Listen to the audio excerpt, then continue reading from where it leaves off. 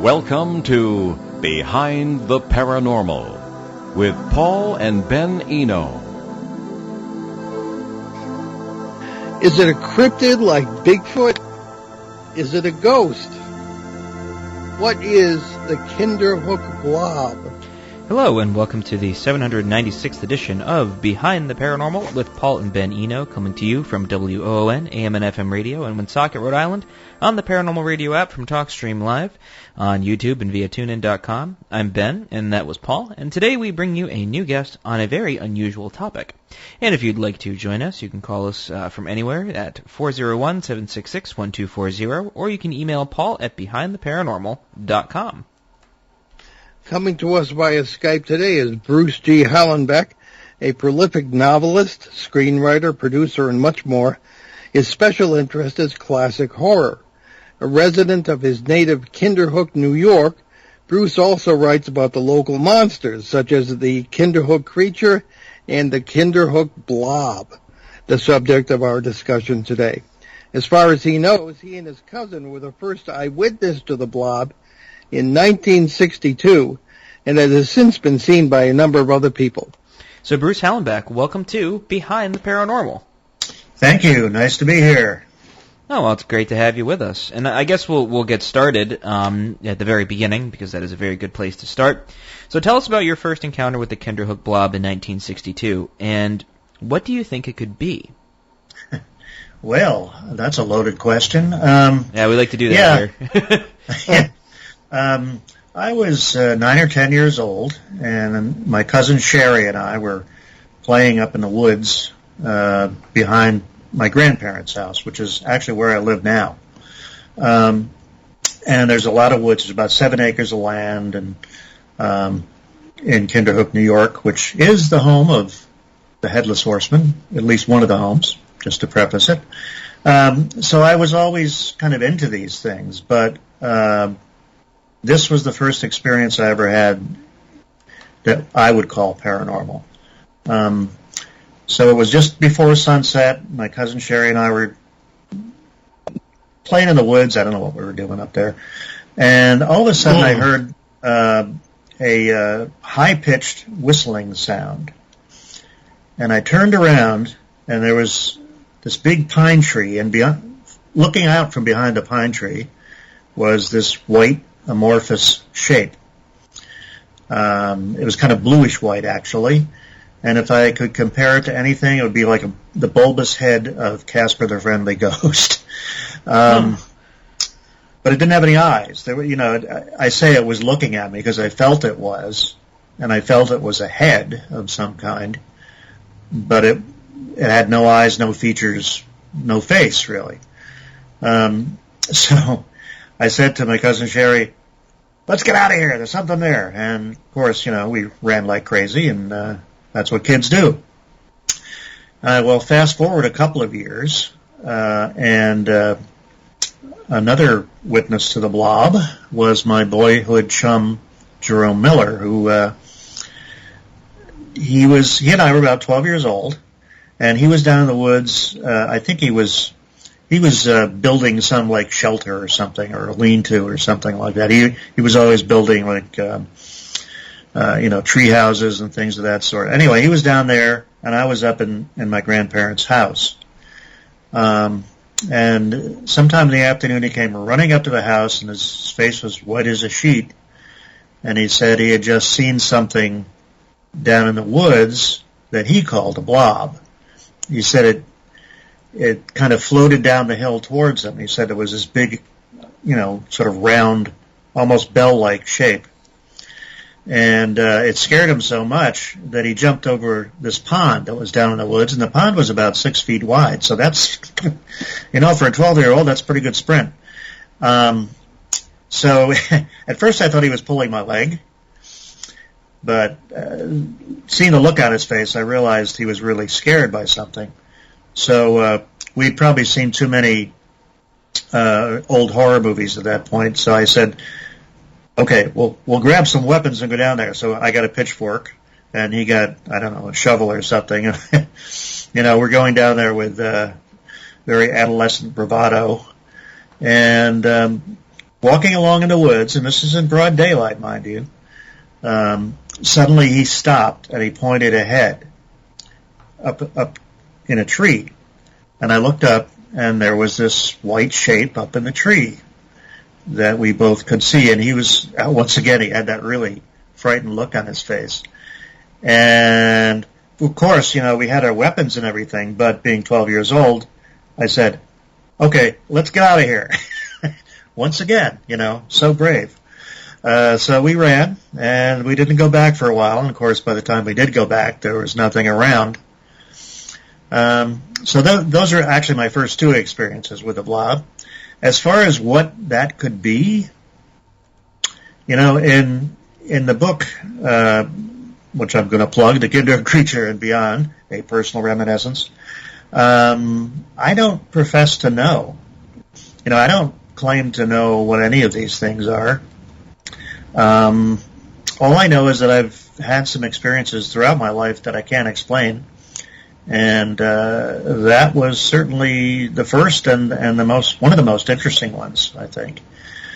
But the story of the blob continues. Do you want me to go forward to the next few sightings, or? Sure.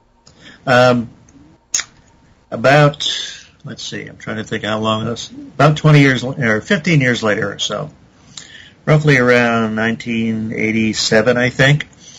Two of my cousins were down in the woods, and they're pretty much the same area where, Jerome and I and my cousin Sherry and I had seen this entity, or whatever you want to call it.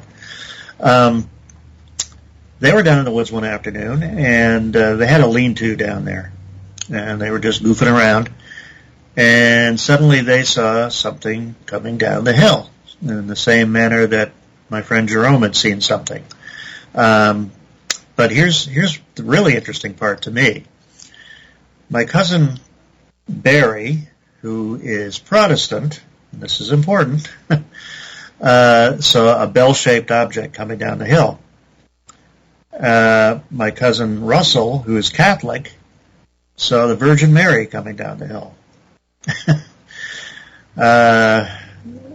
Being, 14 or 15 years old, they took off just like we had when we were kids. But it's interesting that it passed on to the next generation. And I don't believe I'd ever even told them about the blob. So they were not expecting anything like this. My cousin Barry drew a picture of what he had seen, and it was, bell-shaped object that he said floated down the hill. My cousin Russell he was convinced that he saw the Virgin Mary. The only thing that indicates to me is that whatever this thing is, it seems to tap into your belief system somehow.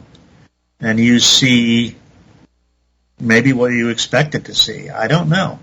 I mean, I saw something ghost-like. To me it was ghost-like, like a cartoon ghost. But then again, I was a fan of Casper the Friendly Ghost cartoons when I was a kid, so maybe I saw what I expected to see. I don't know. But that to me was a very interesting point. I think it's a fascinating point. Ben, I don't know if you want to comment on that, because I have a few things. You read my mind, Father. Yeah, that is really interesting, because we've kind of been exploring the paranormal over the years. I personally has spent a lot of time thinking about the human experience of the paranormal, because it's really important. I think a lot of people like to focus on the mechanics of it. Oh, where does Bigfoot go? Why doesn't he leave tracks or samples or hair? Or, why is it that Nessie is so hard to find? And instead, or like, oh, well, it could be the multiverse. But there's a really important part of it, which is the human portion of the equation. And in that, I think, lies the answer to a lot of the problems. And I think it's really interesting that belief system does indeed play a really huge part, because context is everything, and we only know what we experience. So, all of our reality is based entirely on our personal interpretations. So there's an objective reality that we know is there, but we all experience it subjectively. it's like you're inside a house and you see a shimmering figure. Aha, a ghost. You're outside and you see a shimmering figure and there's a bulb of light above it. Aha, an alien. And I do believe you're onto something by saying that it's what we experience is based on what we walk into the experience with. What you put in is what you get out of it. So it's right. I think that's really interesting, and I think such an odd phenomena with so many different interpretations is so interesting, and especially the variation in all of them too. So I mean, have there been any long-lasting changes with anybody that's experienced it, or is it just kind of like, oh, that happened and we moved on from it? Well, I think everybody I know who's experienced it has never forgotten it. I don't think they're likely to, because it's such a strange encounter that they're going to carry this with them to their graves. I don't know that it's actually changed anyone's life, except it becomes a really colorful tale to tell your grandkids, and when you get older, I guess. Now, that was by no means the end of the story either. It seems like the blob isn't encountered very often, but it seems to be encountered maybe once a generation or once every half a generation. I don't know. Because about 10 years or so after that, my father was out on his tractor in the field behind his house, and this again was in the daytime, and he said I don't think he said he heard anything, but the tractor was noisy anyway, but something flew over his head, and he said it was a big white shape that flew over and then went to the horizon over the woods there, and then just disappeared into the woods somehow. And interesting, the way he described it, and again, this goes back to cultural expectations, I suppose. I don't know if you ever heard of a shmoo, but that was some sort of entity or creature that was in Lil Abner, for one thing, Lil Abner comics, and it was always described as this weird white entity that lived in the woods. I was never really clear on what it was supposed to be, whether it was a spirit or what, but some sort of white blob-like thing. So I started calling it the shmoo after that, because that's the way my father described it. And I thought for a long time that was going to be the last sighting, because I hadn't heard anything for years. And then, strangely enough, somebody has come up with a Kinderhook Blob website, or a blob blog, as I call it.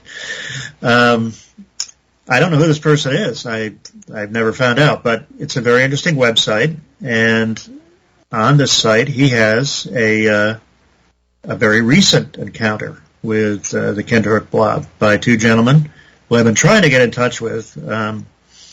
They were students of my sister, who's a school teacher, but I've been trying to reach them for a while, and they haven't gotten back to me. Anyway, they were walking around in the woods in Kinderhook somewhere. I'm not clear on where it was exactly, but this was in the evening. I guess they were teenagers, and they saw, well, first they heard the whistling sound that I had heard when I was a kid, and then they saw this big white blob fly over them, and scare the heck out of them, and of course they ran like rabbits. And who wouldn't? So that was in 2017. That was only 5 years ago. So again, it seems to take its time being seen, but once every 15, 20 years or so, it pops up. So I'm kind of hoping that I'll live long enough to see it again. Oh, very good. Well, we have a question. Ben, do you have Peter's question, or should I read it? I can pull it up very quickly. Okay. So I was prepared. So Peter writes to us, Bruce, is it possible the Kinderhook Blob was simply a mass of industrial waste of some kind? What effects were observed that support or conflict with that idea? Well, I don't see how that could be, because industrial waste, at least hopefully, doesn't move. And this thing was ambulatory. It would, kind of glide down the hill, or fly over people's heads. So, if that's industrial or toxic waste, I would hope that, somebody's cleaned it up by now, because it sounds pretty dangerous. But, no, I don't see how it could be anything like that. And it just, what I saw had the appearance of something, for want of a better word, ethereal. Like you could sort of see through it. It wasn't completely opaque. It was sort of translucent. So whatever that means, I don't know. That reminds me of the poltergeist in the Bridgeport poltergeist affair of 1974. Mm-hmm. That's what they kind of looked like. Well, yeah. Well, I mean, I never got the impression that it was a ghost of a dead person. I never had that feeling. I had a feeling it was just something totally unknown, almost like an elemental. Yes. The spirits of earth, air, fire, and water. I mean, it was always seen in the woods. It was never anywhere near a house. And to me, it just seemed like some strange part of nature that we don't understand. Well, as we say, today's paranormal is tomorrow's science. Yeah. I've seen artistic renderings of this. Has anybody ever gotten a photograph? No. I wonder if it would even show up on film. Well, that's a good question. Yeah. Is there any hint of this in First Nations folklore or local history? Well, not specifically. I mean, the Native Americans had plenty of legends about strange entities in the forest. Mostly, though, they were about little people, which I also found very interesting because I had an experience of that sort as well. Oh, really? I'm almost embarrassed to say. Shall I tell you what that was? Well, we can't let that go. Yes, please. Oh, okay. Well, I was probably in my early 20s, and I was walking out in what we call the back 40 on my grandparents' property. And you notice almost everything takes place there. Mm-hmm. And this was a bright, sunny afternoon, and I saw this guy at the edge of the woods. He had his back to me, and he was digging. He was quite short, and he was wearing a green shirt and green trousers. And he was just digging at the edge of the woods with a little shovel. I thought, okay, this guy is trespassing. I better, So I called out to him, and he didn't respond in any way. And then I called out again a couple of times, and he just didn't. He never turned around. So feeling kind of weirded out, I went back into the house and got my grandmother, and I said, there's this guy digging on the property. I don't know who he is. I've never seen him before.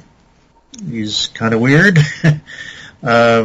So my grandmother, being the brave soul that she was, and she was, I mean, she once chased off 3 deer hunters from the property, all of whom had guns, of course, but all she had was a broom. So, she was she was that kind of a person. Anyway, we both went out to the field, and we called out to the guy, both of us. And at first he didn't respond, but then he finally turned around and sort of looked at us. But the weird thing was, despite the fact it was a bright, sunny day, we couldn't really make out any features on his face. And then he just turned around and went back to digging. Now, what happened after that is the really strange part to me. We just went back to the house, and I have no idea why we did that. And all I remember is sitting around a few minutes later, maybe 20 minutes later or so, saying, why didn't we come back to the house? Why didn't we stay out there and try to get rid of this guy? And my grandmother said, I don't know. So I went back out there, and there was no man there. There was no sign of anybody digging there. And I've often thought over the years, boy, if I can remember where that guy was digging, maybe there's a buried treasure there or something. I don't know. Oh, yeah. But I mean, for years I thought that's kind of it must have been a regular person somehow. But, as time went on, I thought to myself, that's really one of the strangest things that's ever happened to me. Because I remember getting the feeling that I was seeing something I wasn't supposed to see. Yeah. And why we went back to the house, I don't know. I don't remember going back to the house. I just remember us sitting there about 20 minutes later saying, why did we come back here? So it's like there was a little bit of missing time in there. It was a very... Yeah, go ahead. There's the sort of thing we hear day in and day out. In our book, if it's accurate, we call it a multiverse experience. Yeah. Time, space, especially the guy with no features. And it almost sounds like the, not to take our focus off the Blob, but almost like a Puckawudgie experience. Exactly. Yeah, very common in this area with the Bridgewater Triangle and also in the Hudson Valley, as I understand it. Yeah, and in the book I have a whole chapter on, the little people legends and all that. And I find it very interesting that they're called Puckwudgies by the Native Americans because the old world name for them in some areas is Puck. Yeah. There's so many weird, bizarre twists to all this that's why I say I really don't have any theories. All I know is that was a very strange experience and kind of unsettling. Yeah. Well, you approach it as we do. We report experiences that we've investigated or that have happened to us, and we attempt to put an interpretation on them. And the first thing we say is maybe we're wrong, and but you do the best you can. So I've heard reports regarding the Blob that there are temperature changes and high-pitched screeches that have sometimes been heard. Is that accurate as far as you know? Yeah, I think the only time I heard of a temperature change was in the most recent sighting in 2017 where they said it got colder. I don't recall that in my case, although it was so long ago, who knows. But certainly the whistling sound, yeah. And I've spoken to various paranormal researchers about that sound, and the general consensus among some of them is that it's the sound that entities make when they break through from another dimension. I don't know. That's pretty far out, but there it is. I don't know. Anything is possible. Yeah. Okay. Pretty much. Yeah. What about the proximity of UFOs or other phenomena, or do people even notice that when they're having this experience? You mean regarding the Blob? Yes. I can't think of any, unless you consider the Blob itself to be an unknown object. Yes, well, apparently. Yeah. Yeah. It is described in some cases as floating and tramping. What say you about that? Well, I think my friend Jerome would say it wasn't floating so much as walking. He said it walked down the hill toward him. Gliding has been the word I think one of my other cousins used. Yeah, it does. It does almost sound like a traditional white sheeted ghost kind of thing. But again, I never had that impression that that's what it was. Yeah. Okay. Well, Ben, okay with you? Why don't we take our mid-show break? Sure. You're listening to Behind the Paranormal with Paul and Ben Eno on WOON 1240 AM and 99.5 FM in New England's beautiful Blackstone River Valley. We'll be right back with our great guest, Bruce Hollenbeck, and the Kinderhook Blob, so stick with us. Romeo here, just to say thanks to all who are donating to this year's Milk Fund auction. And it looks like this year's appeal is turning out to be a smashing success. On behalf of the auction committee, I'd like to express my sincere gratitude, of course. We rely on the generosity of all who are donating, especially those who are making cash donations, to allow us to purchase those ever so popular gift cards and certificates. If you'd like to help us out, you could send your checks to Milk Fund Incorporated, 985 Park Avenue here in Woonsocket, Rhode Island, with the notation Milk Fund Auction on the memo line. Thanks for your help, and may your generosity bring you the blessings of the holiday season. You can depend on us for public service, ON Radio. And welcome back to Behind the Paranormal with Paul and Ben Eno on WOON Radio. And I just wanted to give a shout out to our station manager, Dave Richards. We had a wonderful Christmas dinner on Friday night at the River Falls restaurant, and that's something that Dave does for the entire station staff and the radio show host. And we got to sit with Lou Mandeville and his lovely wife. Lou is the sports guy, and we had a great conversation. So thanks again, Dave, for your generosity and a wonderful evening. So let's get back to the Blob of Kinderhook, New York, with our good friend Bruce Hollenbeck. Ben, do you have anything on your mind, or should I continue? Well, I guess I don't know. I was going to ask more about the whistling, because I don't want to say I'm not convinced. I do think that that's an interesting portion of the phenomena. I'm always fascinated by how the environment is kind of affected by all of it. But I guess I should do Peter some justice by finishing his questions, because he had question number 2 on the list, which we already sort of talked about. But his question was if there were any other blob cases of note, perhaps outside of Kinderhook or anywhere else in the world. You know, I've never heard of any exactly like this, which I think is one reason people find it so interesting, because it's kind of unique. There's actually a blob trading card, I think, out there, so a Kinderhook blob trading card, which I've seen online. It's sold on eBay for about $30 or something. Cool. So there's a lot of interest in this, and I think the reason the story got around was because a few years ago I wrote a book called Monsters of New York, and I mentioned the blob in that. And I guess whoever has the website, which is called the Kinderhook Blob, must have read that book. But no, I've never heard of anything quite like this anywhere else. I mean, I could be wrong, because I read a lot of paranormal stuff, but nothing else exactly the same that I recall.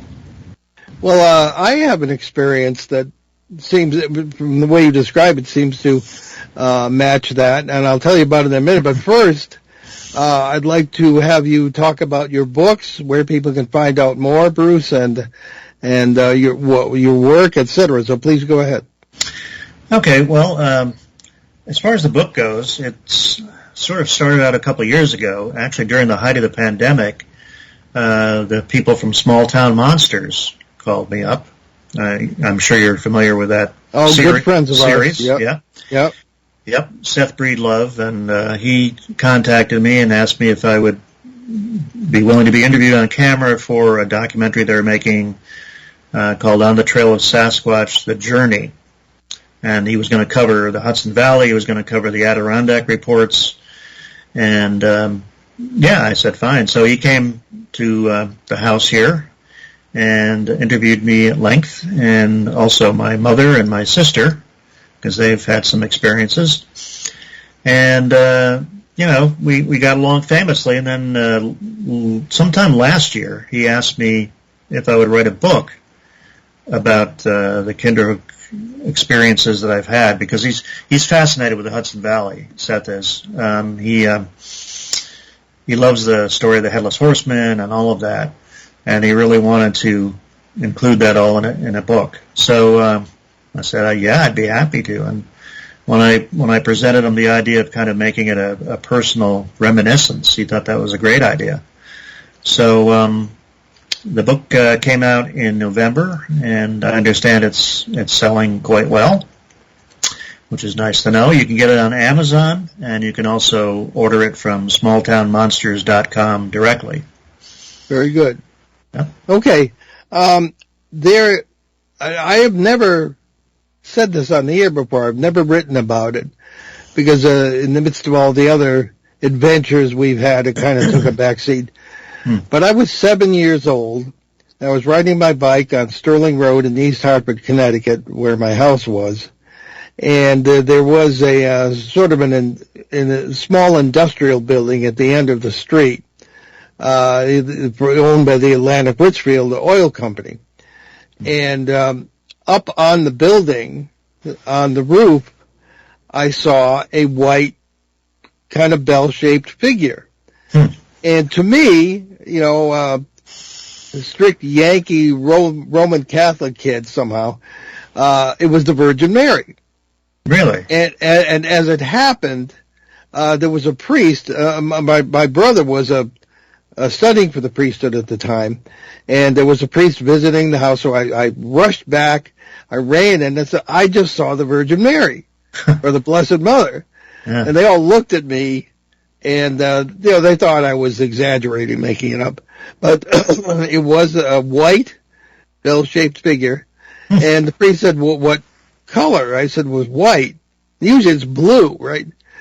So that stuck with me. And the following year, I managed to save $5, a lot of money for that time. And I bought a little statue, which I still have, of the Virgin Mary in white, which you didn't see very often. So that kind of stuck with me. And I've never mentioned it before, but one wonders, you know, when we get cases of people, a group of people standing there watching the same thing and seeing different things, whether it be a UFO or some sort of entity or something of that kind. I think Ben was really right that, you know, that we bring, we get out of the experience what we bring to it. Yeah. So I think a very important point. That's fascinating. That is exactly what my cousin said. I mean, he wasn't particularly religious, but he was brought up as a Catholic, and for him to say that he saw the Virgin Mary, that was pretty powerful stuff. So it's fascinating to me to know that somebody else had that experience as well. More or less, I'm saying more or less in the same time period too. Yeah. For me, that would have been about 1960. Okay, yeah. Well, that's actually when I first saw it, and my cousin saw it about 15 years later. But you know, I wonder sometimes about, like, I'm sure you've read Jacques Vallée, no doubt. Oh, right? Yes, real hero of mine. Yeah, mine too, actually. And you know, he talks a lot about the cosmic joker, and you know what may be behind. Well, like behind the paranormal, what may be behind UFO sightings, and that it's not really what people think, or it may not be. It may be something totally beyond our understanding that somehow taps into our unconscious minds or into our religious beliefs and colors what we see. There's something there. There's definitely something strange going on, but what it is kind of depends on us, you know, as to what we perceive. And I find that a very interesting idea. Very true. Okay, has there been any attempt at communication during any of these experiences, or people don't stay around long enough to find out? Yeah, I think the latter. You know, especially when you're a youngster, you just run. You're not interested in communicating. You're interested in getting out of there. Yeah, you don't give the live long and prosper sign and say, no. Right. Ben, you got anything going here? Yeah, so I guess I have have some sort of follow-up questions. So the last time it was seen was 2017, and you said there was sort of a pattern that it would appear sort of once every generation. So if you had to take a swing and a guess, you think there's going to be any sightings in the near future? Well, it seems like, once every, I'm going to say 15 years or so. So, maybe in another 10 years there might be a sighting. I don't know. But then again, you have to wonder, is this thing there all the time? Is it in the woods all the time? Or does it pop in from somewhere else? Or does it require a human being to be in the woods to see it? For it to be in existence, really. I mean, it gets pretty hairy, but I guess if a blob forms in the forest and no one's around to see it, exactly. Like a blob. That's right. You got it. Or else it's hanging around in East Hartford, Connecticut sometimes. So let's move on in our last few minutes here to talk about other bizarre phenomena you've written about, and your book is full of them in the Hudson Valley. And you must know our friend Linda Zimmerman. I do, not well, but I've met her a couple of times. Yep. Okay. Yeah, she's a person after our own hearts. Yeah. So, what other critters have you documented there, and which have you had personal experiences with? Well, the most famous, of course, is the Kinderhook creature, which is a Sasquatch-like animal, something that showed up around 1980, and there was a flap that lasted 2 or 3 years there, which involved my family and a lot of people around Kinderhook, and also surrounding areas. My grandmother was heavily involved in this. There was a television show called PM Magazine that came here in 1981 after my grandmother had a lot of her experiences. And they were the ones who dubbed it the Kinderhook creature.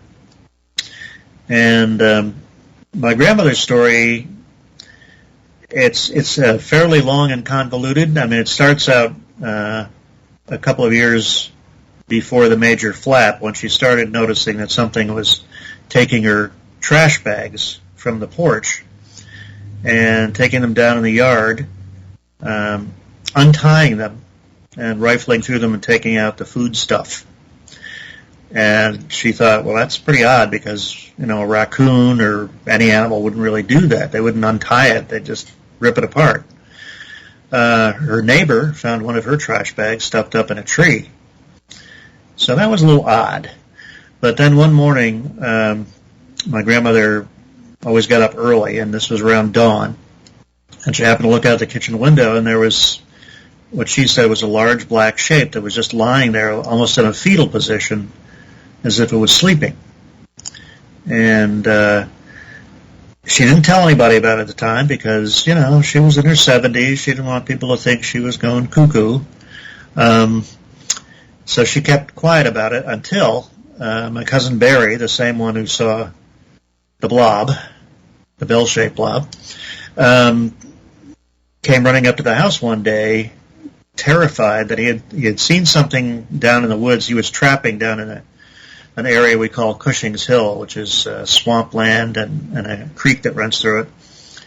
And he said all of a sudden he saw 3 upright creatures walk across the wood, or across the stream, that were clacking and grunting and making all kinds of weird sounds. And he was so afraid that he just ran out of the woods and came up to the house, despite the fact he had a baseball bat in the basket he was carrying. He said that wouldn't have done any good. So, we looked around the area. We couldn't find anything, any tracks or anything else. And I was very skeptical at the time that anything like that could be around the Kinderhook area. I thought, okay, Pacific Northwest maybe, here I doubt it.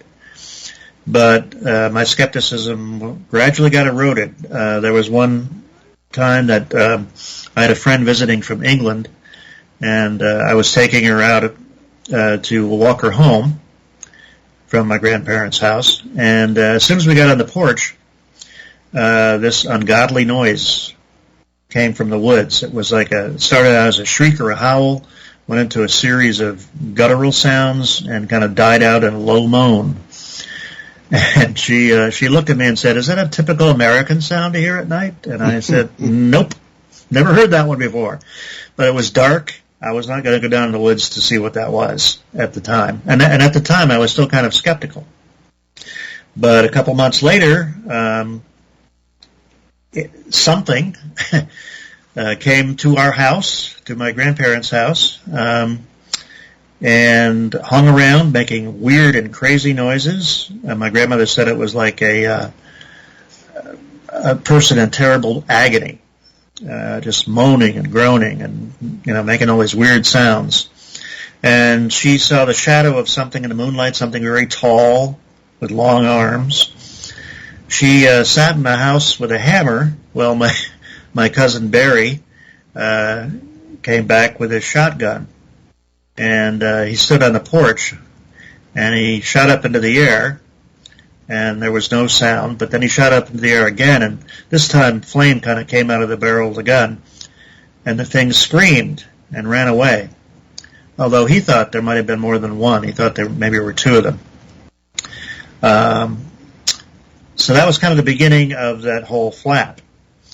And many people had experiences later on. There was a woman who saw it crossing the road in front of her. She said it was about 7 to 8 feet tall, reddish-brown hair or fur, moved very gracefully, looked like a highly evolved ape.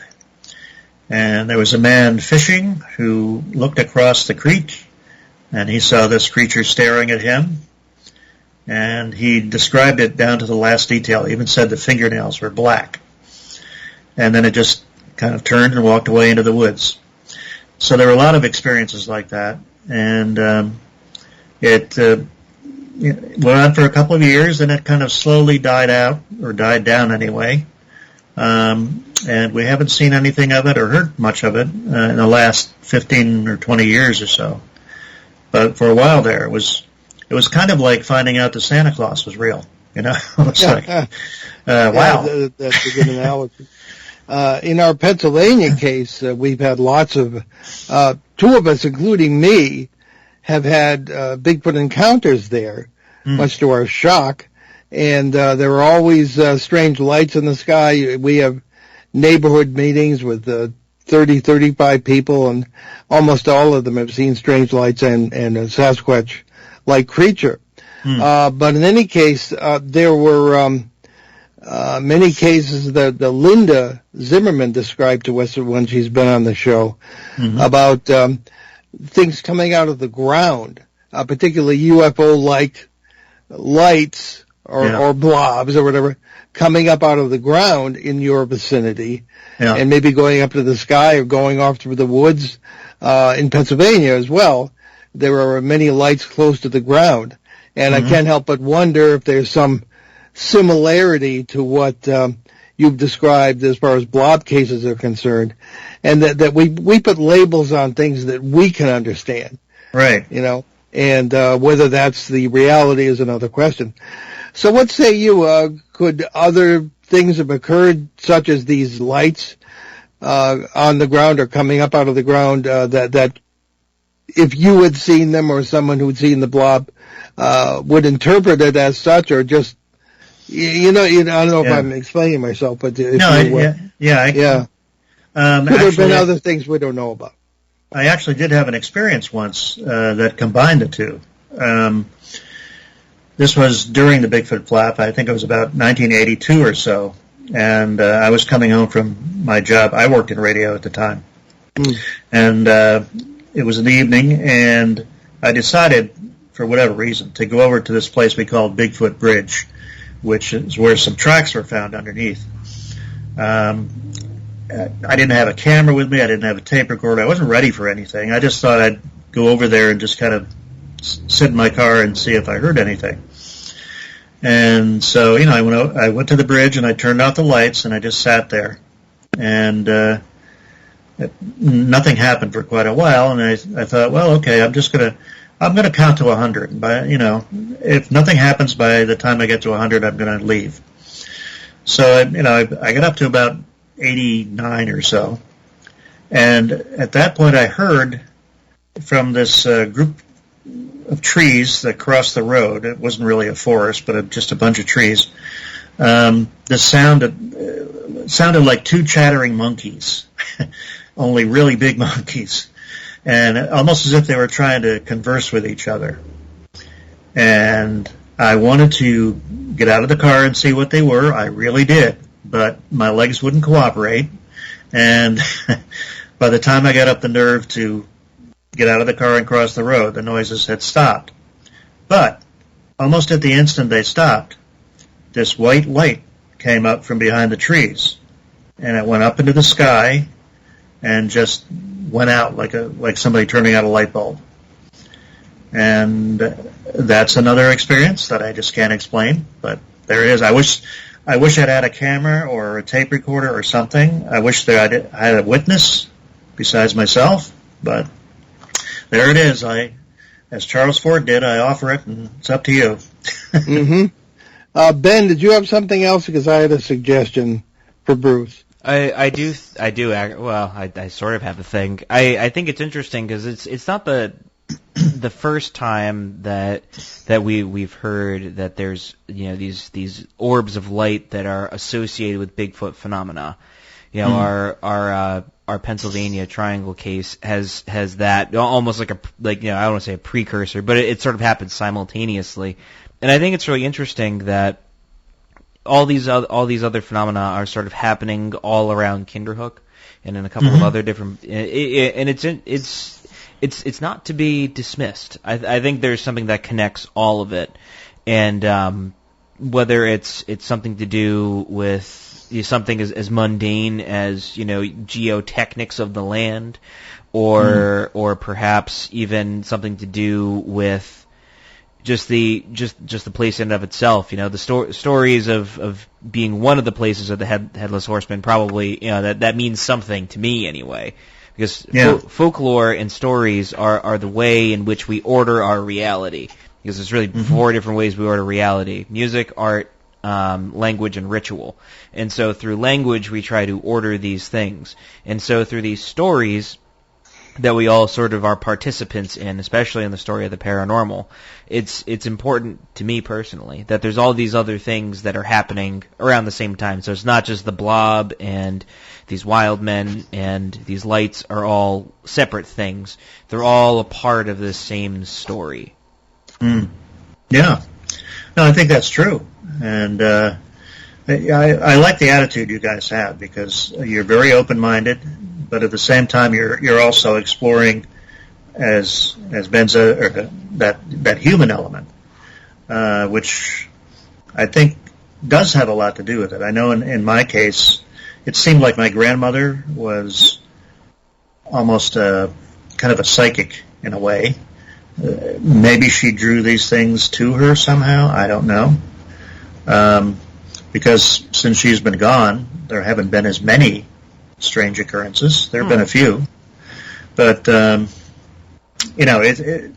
often wonder about what the human element is and, what we bring to the table, so to speak. Okay.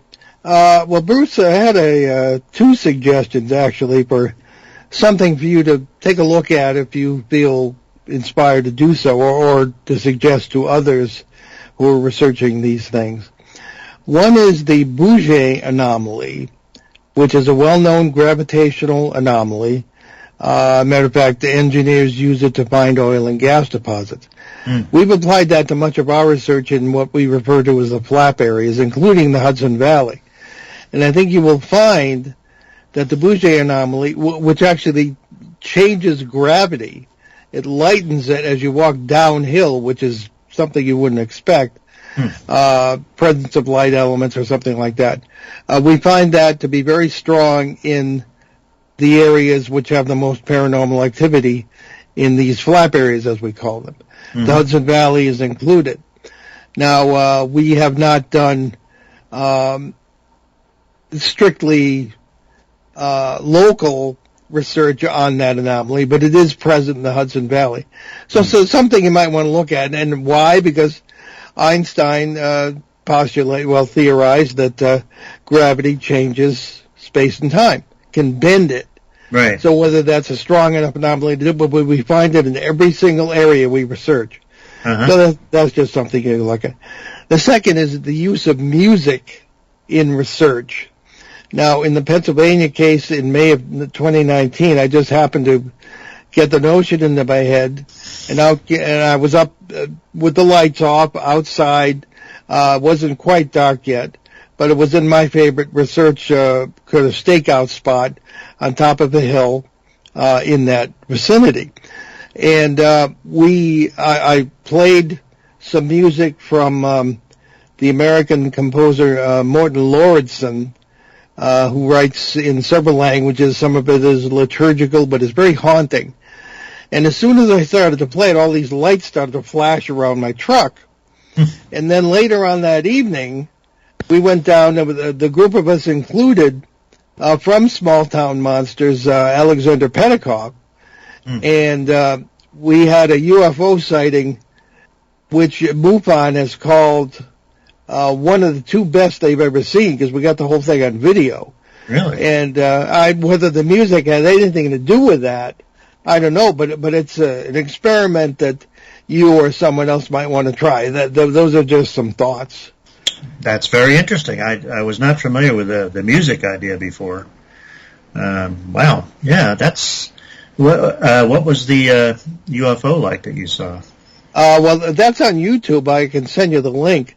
Yeah. It was like a crystal clear sky, sort of a cloud-like formation with a solid object coming out of it, coming across the sky. It was almost 3 minutes long, and then the object disappeared into it again. One of our ideas that this could be a portal or an intersect point, because things are always coming and going in this area. So I'll send you the link. Yeah, I'd love to see that. Yeah, sure. Yeah.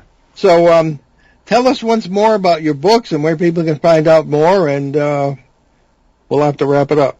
Okay, the book is The Kinderhook Creature and Beyond, A Personal Reminiscence, and you can find it at Amazon and also at smalltownmonsters.com. Very good. Well, great discussion, Bruce. I think we found a kindred spirit, spirit, whatever. And we'll certainly be in touch off the air, and stick with us if you can as we do our announcement. Ben, take it away. Sure thing. Look for us at the New England Parafest in Kittery, Maine. That's on April 22nd and 23rd in 2023. That event will kick off the week before that on this show on April 16th, when the event headliners will appear with us on a panel.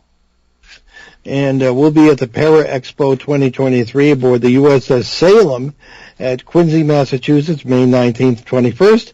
We'll be among the speakers, and we'll broadcast live from the ship, we hope, on Sunday, May 21st. Other events for 2023 for which we or I will be present include the Exeter UFO Festival in September and the Arizona Dowsers Conference in October. And you can also visit our show website, that's behindtheparanormal.com, where you can find over 1,100 hours of our regular shows and special broadcasts since 2008 from CBS Radio, Achieve Radio, and here on WOON AM and FM. Also, you can hear many of these broadcasts on the major podcast platforms, including Apple Podcasts, Spotify, and YouTube. So download our show app. It doesn't do a lot, but what do you want for nothing? It's free at behindtheparanormal.com, and it'll put you in touch with our recorded shows from many years past. And browse our books along with those of our guest co-hosts at our show website, behindtheparanormal.com again, where you can also find out more about the show, our many cases over the years, our public appearances, and how to book us. Our website has a charity page with links to several good causes we have adopted, including Hope for Hilldale Cemetery in Haverhill, Massachusetts, USA Cares, Canadian Veterans Advocacy, Helping Haiti's Orphans, that's my favorite, and the Crohn's and Colitis Foundation of America, the Sisterhood of Ground Zero, and most recently, the Western Kentucky Tornado Relief Fund. So what do we have for next week there, Ben? Well, we have some fun holiday treats in the oven, which is really not much from us anyway. Next week, December 25th, it's a holiday, and we are being preempted by the local Christmas concerts here in the Blackstone Valley. On January 1st, we'll rebroadcast show number 265 from September 25th, A New Mythology of Death in the Paranormal. 965. Did I say 2? Or did Yep. I don't know why I said 2. Maybe because I was looking at the 25. You're harking after your long-lost youth. Yes, I am. Sorry, 965 from September 25th. A New Mythology of Death and the Paranormal with Joshua Cutchin. And we'll be back live on January 8th with the great Murray Silver, who hasn't been on with us in quite some time, actually. No. We leave you today with a rather dark thought from none other than American author Stephen King. Monsters are real, and ghosts are real, too. They live inside us, and sometimes they win. I'm Paul Eno. And I'm Ben Eno. And thanks for joining us on our great cosmic journey, and we shall see you next time on Behind the Paranormal.